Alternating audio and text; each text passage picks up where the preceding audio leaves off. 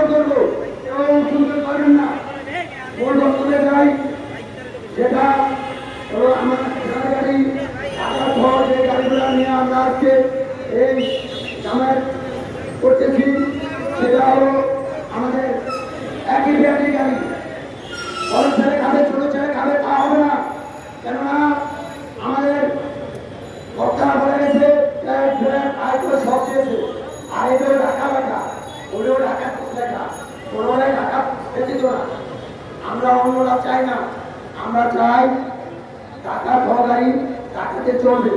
তাদের জন্য চাই যে গাড়ি যে নিজে চালায়, নিজের গাড়ি যে নিজে চালায়, যার চালাতে লাইসেন্স আছে সেই চালাতেছে, তার গাড়ি আর গাড়ির জন্যই আমরা আজকে আছি।